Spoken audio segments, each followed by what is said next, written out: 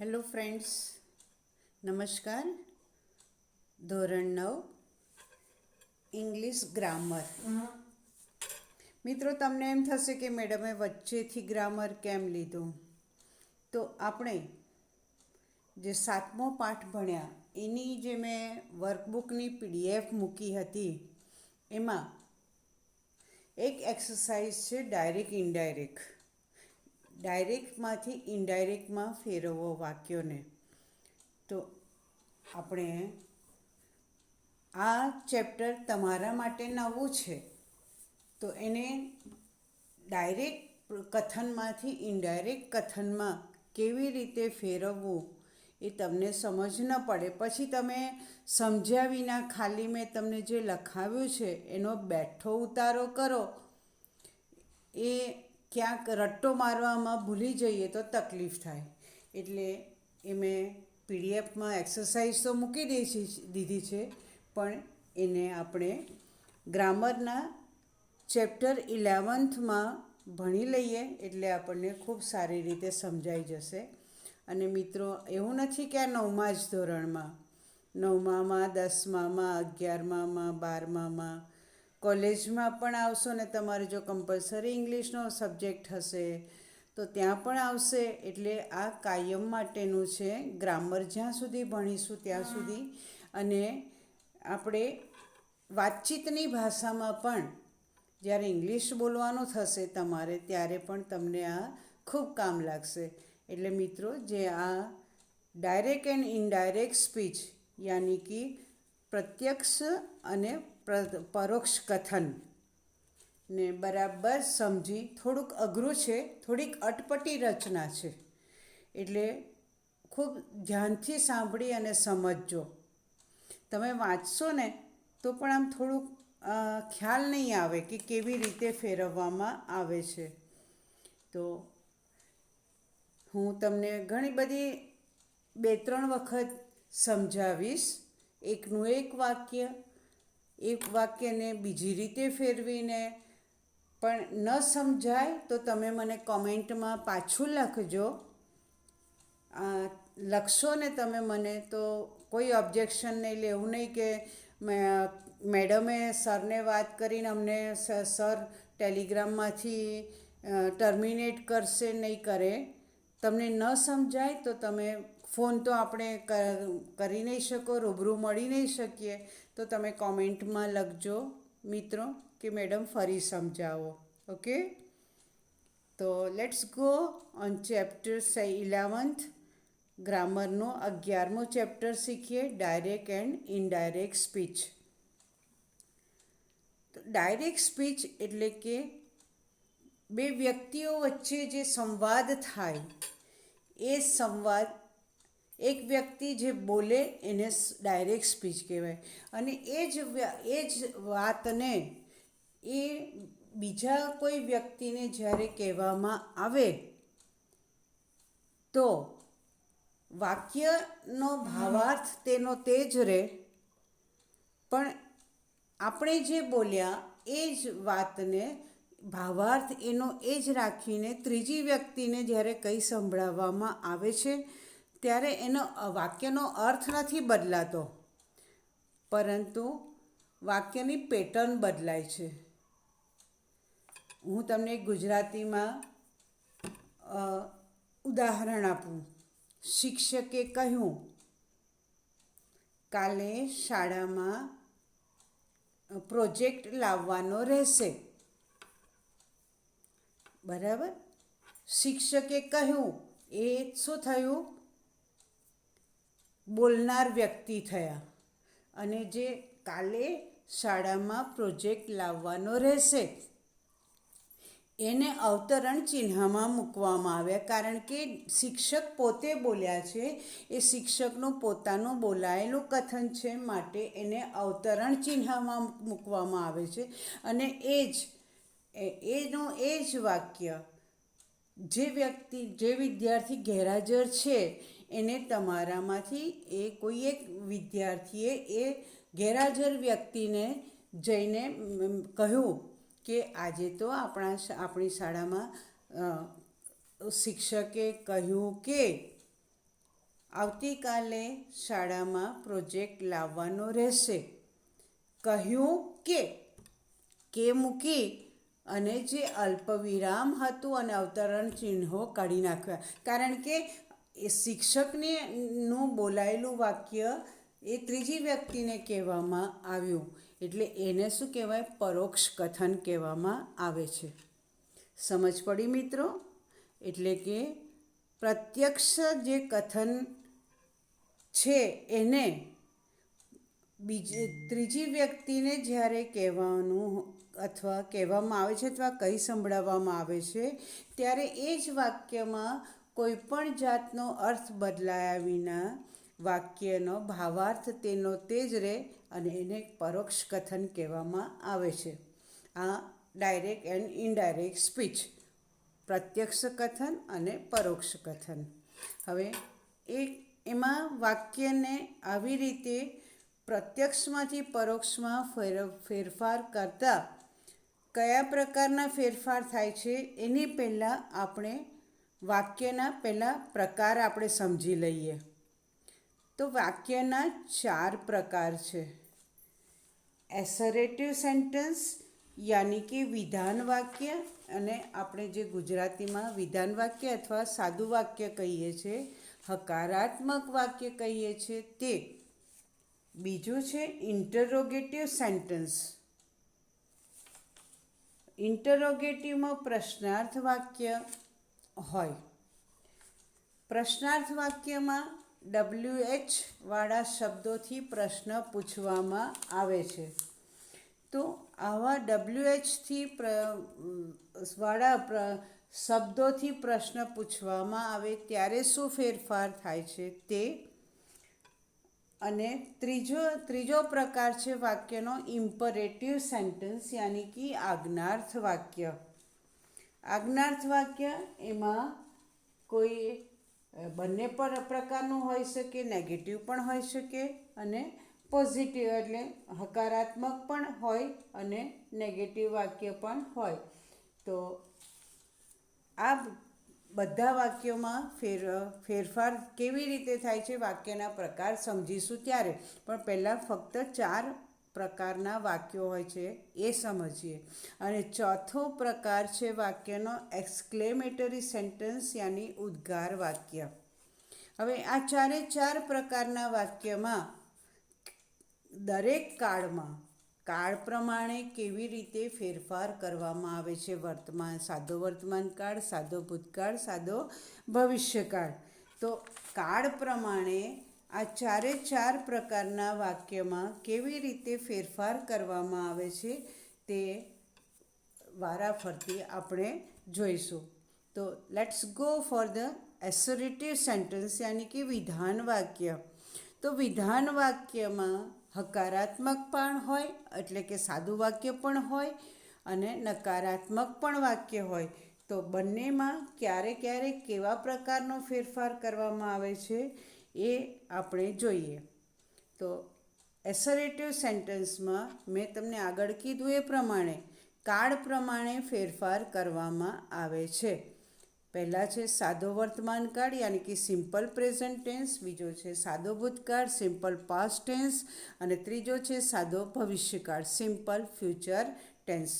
તો હવે આ કાળ પ્રમાણે કેવી રીતે ફેરફાર થાય છે અથવા એમાં કયા પ્રકારના નિયમો એમાં લાગુ પડે છે એ આપણે જોઈએ. તો ડાયરેક્ટ યાની કે પ્રત્યક્ષ કથનમાંથી ઇનડાયરેક્ટ યાની કે પરોક્ષ કથનમાં વાક્યોનું રૂપાંતર કરવા મુખ્ય 2 ઉપયોગી નિયમો ગણાવી શકાય. તો પહેલો નિયમ છે કાળમાં પરિવર્તન. કાળમાં પરિવર્તન યાની ચેન્જ ઓફ ટેન્સીસ. આપણે 3 કાળ જોયા ને એ પ્રમાણે. અને ત્યાર પછી સર્વનામોનું પરિવર્તન. સર્વનામ એટલે I, we, you, he, she, it, is અને અરે, ઇટ અને ધે. આ સર્વનામો. તો કેટલીક વખત નામની જગ્યાએ સર્વનામ કેવી રીતે મૂકવું, પછી કાળ પ્રમાણે કેવી રીતે ફેરફાર થાય છે. તો અહીંયા ઉદાહરણ આપેલું છે. સી ઉદાહરણ છે હી સેઝ. આ જે સેઝ છે ને એને બ્લોકમાં મૂક્યું છે. તેમણે કહ્યું અથવા તેણે કહ્યું. એના પર હી સેઝ પછી શું મૂક્યું છે? અલ્પવિરામ. અલ્પવિરામને શું કહેવાય મિત્રો ઇંગ્લિશમાં? કોમા. અને હી સેઝ હી રાઇટ્સ વેલ. તે બહુ સારું લખે છે. એ આગળ મેં તમને કહું ને કે ડાયરેક્ટ સ્પીચને જે બોલેલા હોય એ વ્યક્તિની વાક્યને અવતરણ ચિહ્નમાં યાની કે અવતરણ ચિહ્નો એટલે કે ઇન્વર્ટેડ કોમાઝમાં મૂકવામાં આવે છે. હવે તમે આજે બે વાક્યમાં બે ભાગ પડ્યા છે ને, હી સેઝ, તો આ રિપોર્ટિંગ વર્બ એટલે કહ્યું, તેણે કહ્યું, એટલે જે વ્યક્તિ બોલે છે, સેઝ, ટોલ્ડ, આસ્ક, એ બધા શું કહેવાય? Reporting verb. અને જે વિધાન બોલાયું છે એને ડાયરેક્ટ સ્પીચ. હી રાઇટ્સ વેલ એ ડાયરેક્ટ સ્પીચ કહેવાય અને he says A reporting verb એટલે કે કોણ બોલે છે એ રિપોર્ટિંગ વર્બ. એટલે કે રિપોર્ટિંગ વર્બનું એબ્રિવેશન યાની કે ટૂંકું રૂપ. આપણે જે શોર્ટ ફોર્મ બોલતા હતા ને મિત્રો, 8મા ધોરણ સુધી તમે આવા બધા શબ્દો શીખ્યા હશો, પરંતુ આપણે જેમ જેમ આગળ ભણતા જઈશું એમ એમ શબ્દો બદલાતા રહેશે. તો જેમ આપણે પહેલાં કેવું બોલતા હતા, વિરોધી શબ્દ હોય, right opposites of this sentence અથવા એડજેક્ટિવ. તો એટલે કે ઓપોઝિટ યાની કે વિરોધાર્થી. તો ઇંગ્લિશમાં આપણે હવે 9મા અને 10મા ધોરણમાં ઓપોઝિટ નહીં બોલીએ. વિરોધાર્થી શબ્દને એન્ટોનિમ અને સમાનાર્થી શબ્દને રાઇમિંગ વર્ડ્સ, રાઇમિંગ નહીં તો રાઇમિંગ વર્ડ્સ જુદા આવે. સમાનાર્થી શબ્દને સિનોનિમ બોલવામાં આવે છે. ફરી રિપીટ કરું છું, સમાનાર્થી શબ્દને સિનોનિમ અને વિરોધાર્થી શબ્દને એન્ટોનિમ. પરીક્ષામાં પણ ઓપોઝિટ નહીં આવે, એટલે આ વસ્તુ ધ્યાન રાખવાનું. એવી જ રીતે આપણે શોર્ટ ફોર્મ બોલતા હતા ને, ટૂંકું રૂપ, તો ટૂંકું રૂપ અહીંયા નથી બોલાતું. શું બોલાવવામાં આવે છે? એબ્રિવેશન. શું બોલવામાં આવે છે? એબ્રિવેશન યાની કે ટૂંકું રૂપ. તો રિપોર્ટિંગ વર્બનું ટૂંકું રૂપ, પહેલો અક્ષર રિપોર્ટિંગનો આર અને વર્બનો વી, એટલે આરવી એટલે બોલનાર વ્યક્તિ. અને ડાયરેક્ટ સ્પીચ એનો પહેલો ડાયરેક્ટનો ડી અને સ્પીચનો એસ લઈને ડીએસ. એટલે હવે જ્યારે હું આરવી બોલું દેટ મીન્સ સમજી લેવાનું રિપોર્ટિંગ વર્બ, અને ડીએસ બોલું દેટ મીન્સ ડાયરેક્ટ સ્પીચ. આમ હવે ડાયરેક્ટમાંથી ઇનડાયરેક્ટમાં ફેરવતા નીચે શું ફેરફાર થશે? તો he says that he writes well. આ મેં ડાયરેક્ટ સ્પીચમાંથી ઇનડાયરેક્ટમાં ફેરવ્યું. શું ફેરવ્યું? He says that he writes well. હવે સેઝ પછી મેં ધેટ મૂક્યું અને હી રાઇટ્સ વેલ, તો અવતરણ ચિહ્નો નીકળી જશે. હવે બીજું એક વસ્તુ ધ્યાન રાખવાનું કે જ્યારે ડાયરેક્ટ સ્પીચમાં ક્રિયાપદ, આરવીનો જે ક્રિયાપદ છે સેઝ, કયા કાળમાં છે મિત્રો? વર્તમાન કાળમાં, સાદા વર્તમાન કાળમાં. અને ડીએસનું ક્રિયાપદ કયું છે? રાઇટ્સ. આરવીનું સેઝ અને ડીએસનું રાઇટ્સ બંને કયા કાળમાં છે? સાદા વર્તમાન કાળમાં. એટલે મેં જ્યારે આમાં એનું ઉદાહરણ નથી આપ્યું, નીચે આપેલા છે, પણ હું તમને સમજાવું છું કે આ વાક્યને જ્યારે મેં ડાયરેક્ટમાંથી ઇનડાયરેક્ટમાં ફેરવ્યું ત્યારે he says that he writes well. બરાબર? કેમ કે આરવી પણ સાદા વર્તમાન કાળમાં છે અને ડીએસ પણ સાદા વર્તમાન કાળમાં છે.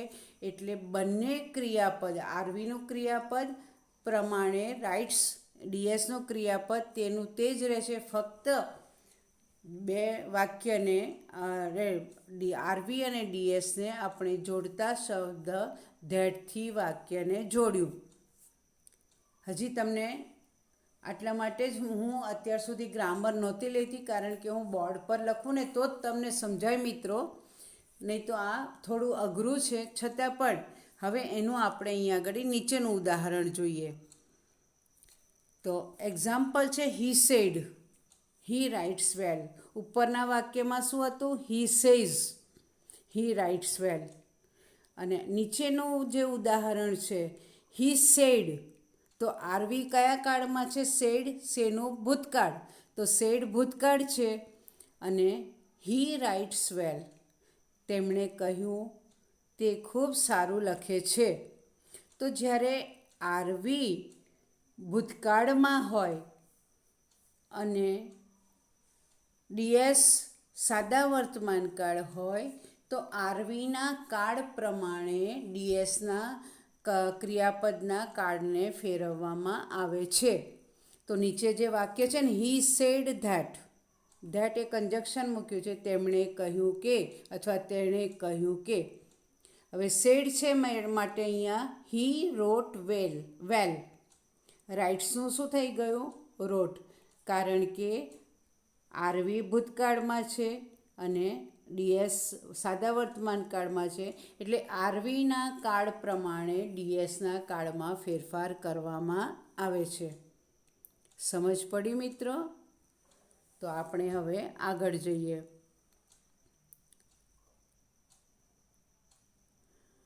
આગળ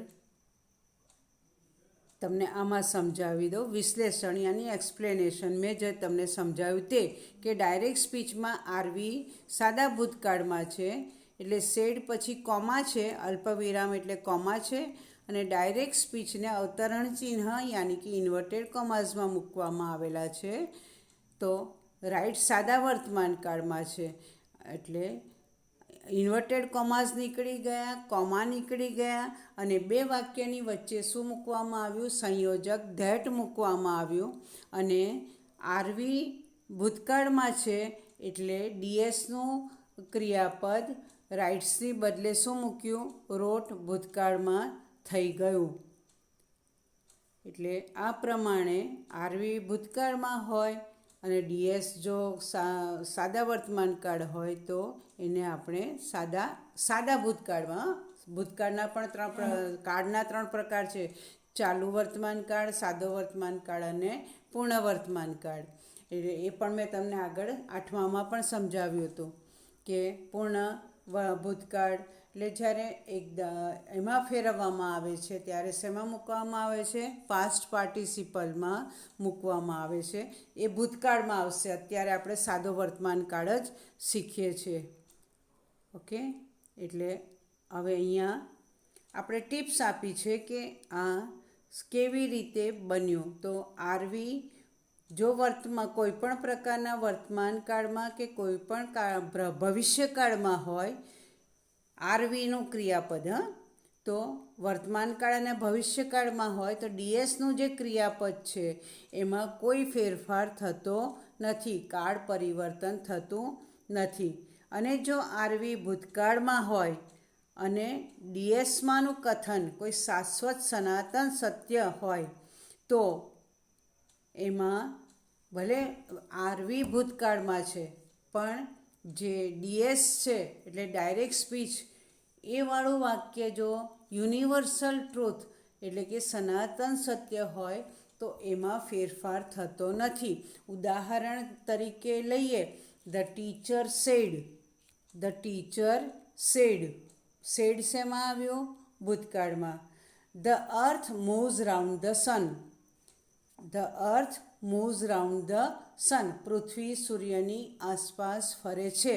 હવે સૂર્ય ફરવાનો છે પૃથ્વીની આસપાસ? ના, આ વર્ષોના વર્ષો વીતી જશે પણ આ વાક્યમાં કોઈ ફેરફાર થવાનો નથી. એને શું કહેવામાં આવે છે? યુનિવર્સલ ટ્રુથ, યાની કે સનાતન સત્ય. સૂર્ય હંમેશા પૂર્વમાં ઉગે છે અને પશ્ચિમમાં આથમે છે. આ પણ વાક્ય કેવું થયું? સનાતન સત્ય. એમાં કોઈ ફેરફાર થવાનો નથી. તો ભલે the teacher said the earth moves round the sun, તો એને આપણે ફેરવીએ ઇનડાયરેક્ટ સ્પીચમાં તો the teacher said that. R V ભૂતકાળમાં છે, સેડ, તો છતાં પણ the teacher said that the earth moves round the sun, કારણ કે સનાતન સત્યવાળા વાક્યમાં આ ડીએસના ક્રિયાપદમાં કોઈ ફેરફાર થતો નથી. અને એ સિવાય જે કાળમાં ફેરફાર થાય છે એ નીચે નિયમો આપ્યા છે એ પ્રમાણે કરવામાં આવશે. તો હવે કયા નિયમો અહીંયા આપણે જોઈએ? આરવી કોઈપણ પ્રકારના વર્તમાનકાળ કે ભવિષ્યકાળમાં હોય તો ડીએસનો જે કાળ છે એમાં પરિવર્તન કરવામાં આવતું નથી. પછી બીજો નિયમ, આરવી જો કોઈપણ પ્રકારના ભૂતકાળમાં હોય અને જો ડીએસ સનાતન સત્યવાળું વાક્ય હોય તો એમાં ફેરફાર થતો નથી. ત્રીજું, આરવી કોઈપણ પ્રકારના ભૂતકાળમાં હોય તો ડીએસનું જે સાદા વર્તમાન કાળનું વાક્ય છે કે ક્રિયાપદ છે એને સાદા ભૂતકાળમાં ફેરવવામાં આવે છે. ઓકે, ઉદાહરણ છે સિમ્પલ પ્રેઝન્ટમાં હી રાઇટ્સ અને એને આપણે સાદા ભૂતકાળમાં હી રોટ. ઓકે, હવે ડીએસ જો સાદા ભૂતકાળમાં હોય અને આરવી પણ જો સાદા ભૂતકાળમાં હોય, બંને આરવી અને ડીએસ બંને જો ભૂતકાળમાં હોય તો એને ડીએસનું જે કાળ ક્રિયાપદ છે એને પૂર્ણ ભૂતકાળમાં ફેરવવામાં આવે છે. તો એનું ઉદાહરણ છે હી રોટ, હી સેડ, હી રોટ વેલ. બરાબર, તો સેડ અને રોટ બંને સાદું ભૂતકાળ થઈ ગયો. હવે બંને સાદા ભૂતકાળ છે એટલે જે ડીએસનું ક્રિયાપદ છે એને પૂર્ણ ભૂતકાળમાં ફેરવવામાં આવશે, એટલે પાસ્ટ પાર્ટિસિપલ. તો હી રોટની જગ્યાએ શું થઈ જશે? હી હેડ રિટન વેલ. ઓકે, હવે ભવિષ્યકાળ. ભવિષ્યકાળમાં કેવી રીતે ફેરફાર થાય છે? તો ડીએસમાં જે આવતા અન્ય સહાયકારક ક્રિયાપદો છે, સહાયકારક ક્રિયાપદો 8મા ધોરણમાં આપણે બીજા સેમેસ્ટરમાં બીજા ચેપ્ટરમાં મોડલ વર્બ શીખ્યા હતા ને, એમાં શીખ્યા હતા કયા કયા? Can, May, might, should. બરાબર, તો આ બધા જે છે એ સહાયકારક ક્રિયાપદોમાં ડીએસમાં કેવી રીતે ફેરફાર થાય છે? તો શેલનું શુડ, વિલનું વુડ, મેનું માઇટ અને કેનનું કુડ. હવે તો પહેલાં એવું હતું, મેં તમને 8મા ધોરણમાં કહ્યું હતું કે જ્યારે અમે ભણતા હતા ત્યારે આઈને વીની સાથે હંમેશા સેલ વપરાતું હતું. હવે આ જે ભવિષ્યકાળના જે સેલ અને વિલ રૂપો છે એમાં બદલાવ આવી ગયો છે અને બધા જ સર્વનામોની સાથે વિલ મૂકવામાં આવે છે. અને જો સેલ હોય તો શું થઈ જાય? સેલ અને વિલ બંનેનું શું કરવામાં છે? વુડ કરવામાં આવે છે. શેલનું શુડ કરો તોય વાંધો નહીં, પણ બંનેનું સેલ ને વિલનું બંનેનું વુડ પણ કરવાનું હાલના તબક્કે વધારે પ્રચલિત છે.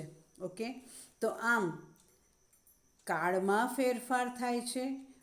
પછી આરવી પ્રમાણે ડીએસના કાળમાં ફેરફાર થાય છે અને સહાયકારક ક્રિયાપદોમાં કેવી રીતે ફેરફાર થાય છે હવે આપણે એક્ઝામ્પલ પર જઈશું ત્યારે જોઈશું. પરંતુ હવે હજી આપણે ઉપરના બે જે નિયમો શીખ્યા ને કે પ્રત્યક્ષમાંથી પરોક્ષમાં ફેરવતા મુખ્ય બે કાળ અને બીજો છે સર્વનામમાં ફેરફાર થાય છે.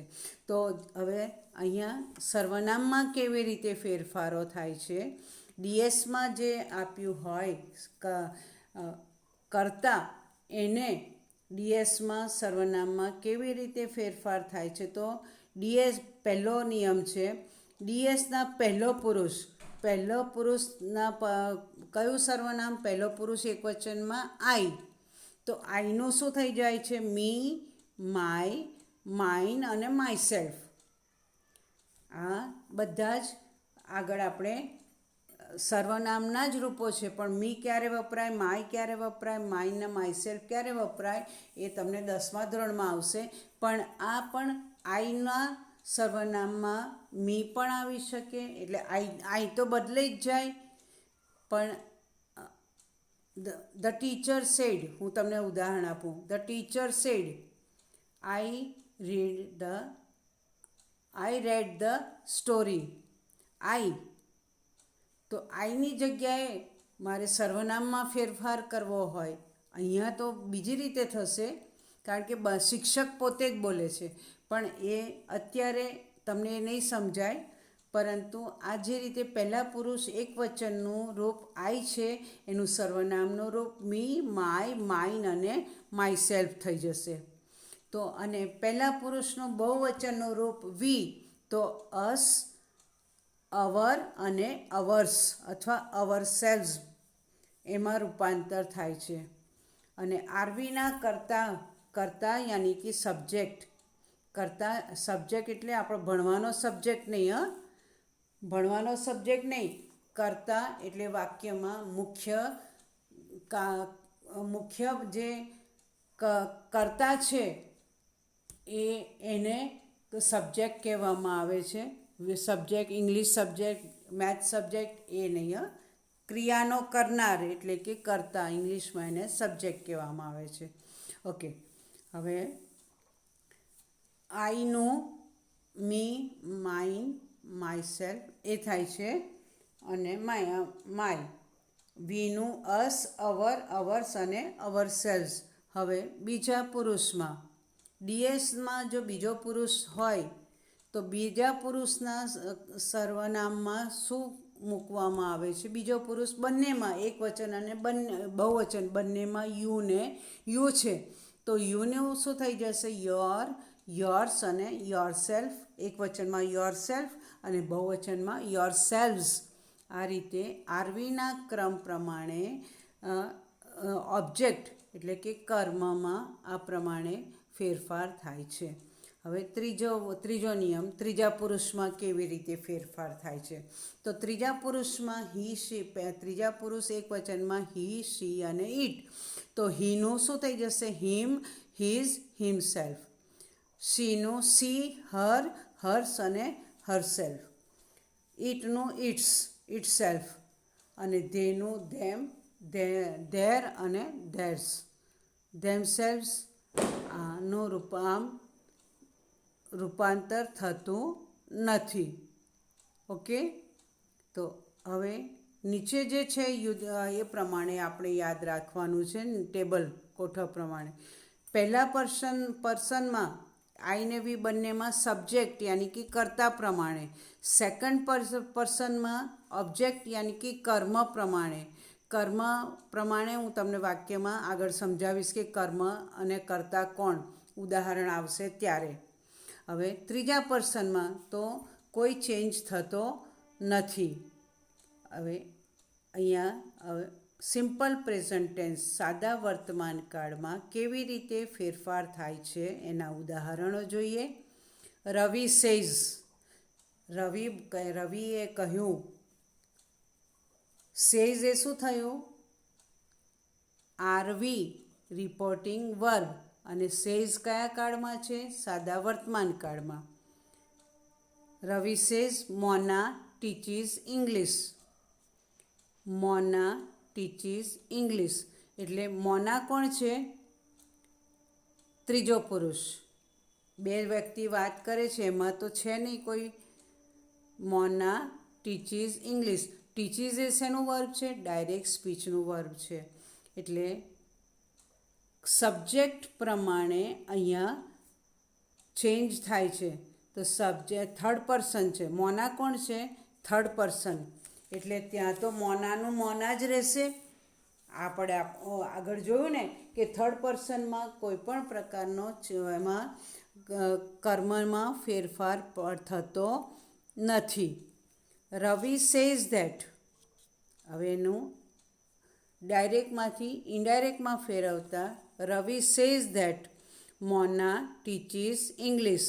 મોના કોણ છે? જે બે વ્યક્તિ વાત કરે છે એમાંનું તો કોઈ જ નથી. એટલે મોના થર્ડ પર્સન થઈ ગઈ. એટલે મોનાનું મોના જ રહેશે, સી રહેશે, થશે નહીં. ઓકે. હવે બીજું વાક્ય. He said the earth moves round the sun. હવે હી સેડ. સેડ એ આર વિશેમાં છે, ભૂતકાળમાં છે, પાસ્ટ ટેન્સમાં છે. અને જે ડીએસવાળું વાક્ય છે એ સનાતન સત્ય યાની કે યુનિવર્સલ ટ્રુથ છે. એટલે શું થશે? He said that the earth moves round the સન. આ સનાતન સત્ય અથવા શાશ્વત સત્ય છે. એટલે આ વાક્યના કાળમાં કોઈ ફેરફાર થશે નહીં. હવે ત્રીજું વાક્ય જોઈએ. He says I sing songs. He says તેણે કહ્યું હું ગીત ગાઉં છું, ગીતો ગાઉં છું. આ તો બંને કોણ છે? પોતે જ બોલે છે. એટલે ડીએસનો જે પહેલો પુરુષ આઈ છે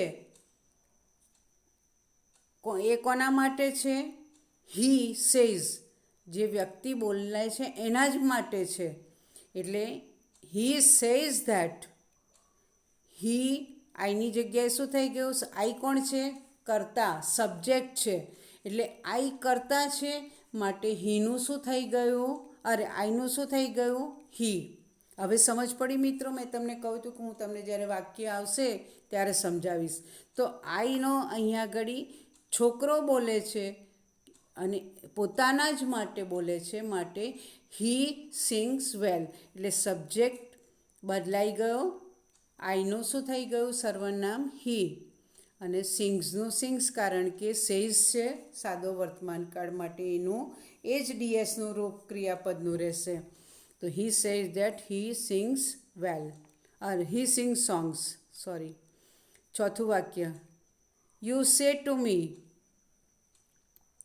યુ સે ટુ મી પછી કોમા. હવે આમાં પછી સમજાવું. યુ આર ક્લેવર. તેણે મને કહ્યું તું હોશિયાર છે. હવે યુ સે ટુ મી. મી એ કોણ થઈ? યુ કોણ છે? સબ્જેક્ટ છે. અને મી કોણ છે? ઓબ્જેક્ટ. એટલે કે કર્મસૂચક શબ્દ. કર્તા સૂચક શબ્દ યુ અને મી એ કર્મસૂચક શબ્દ યાની કે ઓબ્જેક્ટ છે. એટલે મને જ કહ્યું યુ આર વેલ. હવે જ્યારે એને આપણે ઇનડાયરેક્ટમાં ફેરવીએ છીએ ત્યારે સેની જગ્યાએ શું મૂક્યું? ટેલ. યુ ટેલ મી. હવે અહીંયા સેની પછી ટુ મી હતું ને. જ્યારે ટેલ, આસ્ક અને ઘણા બધા જેમ જેમ આવતા જશે એમ હું તમને સમજાવી જઈશ. તો જ્યારે સેની પછી કર્મસૂચક શબ્દ હોય, યુ સે ટુ મી અથવા you say to Sheela, you say to Mahesh, તો એ મહેશ, શીલા, મી આ બધા કર્મસૂચક શબ્દો થયા. માટે ટેલ પછી ટુ મૂકવામાં આવતો નથી. યુ ટેલ મી. અને ધેટ તો આવશે જ. બે વાક્યોને જોડવા માટેનો સંયોજક છે આમાં ધેટ. તો યુ ટેલ મી ધેટ. હવે મને જ કહ્યું એટલે હું બોલું છું ને. તો હું બોલું છું આઈ એમ ક્લેવર. યુનું શું થઈ ગયું? આઈ થઈ ગયું સર્વનામ. તેણે મને કહ્યું હું હોશિયાર છું. હું હોશિયાર એટલે આઈ. અને આઈની સાથે કયું ક્રિયાપદ આવશે? એમ. યુ આઈ આર આવે ન આવે. એટલે સર્વનામ પ્રમાણે આપણે ટુ બીનું ક્રિયાપદનું રૂપ મૂકવાનું છે. એટલે આઈ એમ ક્લેવર. એટલે ડીએસનો જે બીજો પુરુષ હતો એ ઓબ્જેક્ટ પ્રમાણે સર્વનામ બદલાઈ ગયું. એટલે શું થઈ ગયું? યુની બદલે આઈ થઈ ગયું. મિત્રો, હવે તમને આમાં સમજાયું તો હશે જ કે સોરી, આ બહુ પેજ આગળ જતું રહ્યું. હા હા ઓકે, આવી ગયા આપણે પાછા મૂળ પેજ પર આવી ગયા. પેજ નંબર 45 પર થોડુંક સ્ક્રોલ કરવામાં આગળ જતું રહ્યું હતું. તો હવે આપણે આ જે શીખ્યા એમાં સમરી એટલે શું આપણે એનો નિચોડ કાઢવાનું, શું યાદ રાખવાનું છે? તો ઉપરના જે વાક્યો છે એમાં સાદો વર્તમાનકાળ, શાશ્વત સત્ય અને પર્સનલ પ્રોનાઉન એટલે કે યુનું શું થઈ ગયું? આઈ થઈ ગયું. એ પ્રમાણે પર્સનલ પ્રોનાઉન્સમાં રૂપાંતર કરવામાં આવે છે. ત્યાર પછી વાક્યમાં સે ક્રિયાપદ પછી મેં આગળ કહ્યું હતું ને એમ, સે પછી to me, to her, to him, to Sheela, to Geeta, તો એ બધા કર્મ કહેવાય. તો વાક્યમાં સે ક્રિયાપદ પછી જો કર્મ યાની કે ઓબ્જેક્ટ હોય તો સે પછી ટુ પ્રેપોઝિશન આવતું નથી. જેમ ટેલ મી લખ્યું ને આપણે એવી રીતે. ત્રીજો નિયમ શું છે યાદ રાખવાનો? ડીએસમાં સે પછી કર્મ આવેલું હોય તો ઇનડાયરેક્ટ કરતી વેળાએ સેને બદલે શું મૂકવામાં આવે છે? ટેલ. અને ટેલ પછી જે કાળ હોય એ પ્રમાણે આપણે મૂકવામાં એનું ડીએસનું ક્રિયાપદમાં ફેરફાર થાય છે. ચોથો નિયમ છે સે ક્રિયાપદ સકર્મક હોવા છતાં, સકર્મક એટલે કર્મ સહિત, to her, to me, to him, to Sheela, to Rajesh, તો આ બધા સકર્મક, સે પછી સકર્મક ક્રિયાપદ છે. પરંતુ ઓબ્જેક્ટ વિના પણ આવી શકે છે. પણ એના માટે ટેલ માટે કર્મ હોવું જરૂરી છે. સે માટે જરૂરી નથી, પણ ટેલ મૂકવું હોય તો એના માટે ટેલ પછી કર્મ હોવું જ જોઈએ. તો સેનો ફેરફાર ટેલમાં કરવામાં આવે છે. જો કર્મ હોય તો, નહીં તો કરવામાં આવતો નથી. તો અહીંયા હી ટેલ્સ એ વાક્ય ખોટું છે. એ આરવી ખોટું છે, કારણ કે હી ટેલ્સ પછી કોઈ to Sita, to Rohit, to him, to me, to her એવું નથી. ટુ ધેમ, ટુ યુ એ નથી. માટે ઉપર જે હી ટેલ્સ છે એ ખોટું છે આરવી, અને હી ટેલ્સ મી એ સાચું, કારણ કે મી એ શું છે? કર્મ છે. હી સેઝ એ વાક્ય સાચું છે, એટલે કારણ કે એમાં સે પછી કર્મ હોય તો પણ ચાલે, ન હોય તો પણ ચાલે. હી સેઝ ટુ મી એ પણ સાચું છે. જેમ આપણે ઉપર જોયું ને કે સેની પછી કર્મ હોય તો પણ ચાલે, કર્મ ન હોય સે પછી તો પણ આપણે એ મૂકી શકીએ છીએ હી સેઝ ટુ મી. અને હી સેડ હિમ, શેનું ભૂતકાળ થઈ ગયું, તો હી સેડ હિમ એ વાક્ય એ ખોટું છે આરવી, કારણ કે સેડ ભૂતકાળનો રૂપ છે, શેનું ભૂતકાળ છે, માટે હી સેડ ટુ હિમ હોવું જોઈએ. હવે ટેલ ક્રિયાપદ સાથે ટુ પ્રેપોઝિશન વપરાય નહીં. ટેલ પર to me, tell to him, tell to Gita, tell પછી ટુ નથી, સીધો જ કર્મસૂચક શબ્દ મૂકી દેવાનો ટેલના પછી. અહીંયા ઉદાહરણ છે he says to me you are great. તો હી ટેલ્સ ટુ મી મૂક્યું છે અહીંયા ઉદાહરણમાં? ના મિત્રો, હી ટેલ્સ મી ધેટ યુની જગ્યાએ શું થઈ ગયું? મને જ કીધું એટલે આઈ એમ ગ્રેટ. મિત્રો, આપણે આટલું જ આજે શીખીશું સિમ્પલ પ્રેઝન્ટ ટેન્સને એસરેટિવ સેન્ટેન્સમાં કેવી રીતે ફેરફાર કરવામાં આવે છે. એટલું શીખ્યા તો એ પ્રમાણે તમે સ્વાધ્યાય પોથીની આપણી જે એક્સરસાઇઝ છે એમાં જો સમજ પડે તો મિત્રો થોડુંક કેવી રીતે મેડમે એમાં ડાયરેક્ટમાંથી ઇનડાયરેક્ટમાં ફેરવ્યું છે એને ખૂબ ધ્યાનથી જોજો તો તમને ખબર પડશે.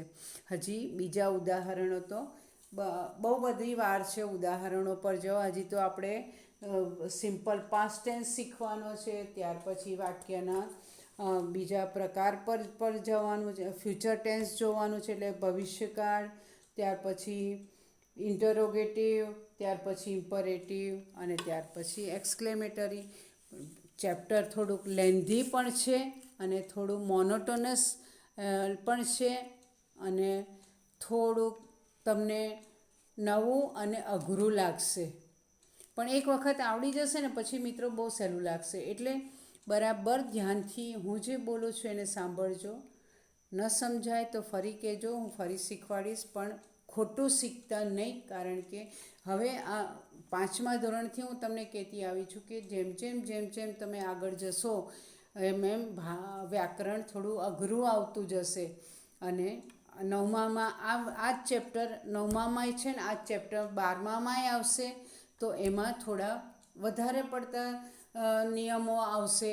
એટલે અહીંયા જો નિયમો બરાબર નહીં સમજ્યા હોય, પાયો જ જો તમારો ડગુમગું થશે તો પછી આપણી શું થઈ જશે, ઇમારત પડી જાય. એટલે બરાબર સમજી લેજો. હવે મિત્રો, તમને જો સમજ પડે તો ફરી કહું છું કે વર્કબુકની જે એક્સરસાઇઝ છે એને ધ્યાનથી વાંચશો તો ખબર પડશે કે મેડમે કેવી રીતે ફેરફાર કર્યા છે ડાયરેક્ટમાંથી ઇનડાયરેક્ટમાં ફેરવતી વખતે. So till then we are signing off friends. See you in the next video. તમને તો કહેવાનું ભૂલી જ ગઈ, 8મા અને 10માના વિડીયો મૂક્યા ને ત્યારે તો પહેલાં જ મેં એ લોકોને વિશ કરી દીધું હતું. સોરી મિત્રો. તમને પણ નવા વર્ષની ખૂબ ખૂબ ખૂબ ખૂબ શુભેચ્છા. નવું વર્ષ આપ સૌનું નિરામય, શાંતિમય, ખૂબ સુંદર વીતે. આપ સર્વે ખૂબ પ્રગતિ કરો અને સમગ્ર વિશ્વમાં સુખ શાંતિ છવાય અને કોરોના જલ્દીમાં જલ્દી પૃથ્વી પરથી એનો નાશ થાય અને પાછા આપણે હસતા રમતા પાછા આપણા ફરી મળીએ એવી શુભેચ્છા. Wish you all a very happy new year. Happy days come to you. Bye. See you in the next video. જય શ્રી કૃષ્ણ.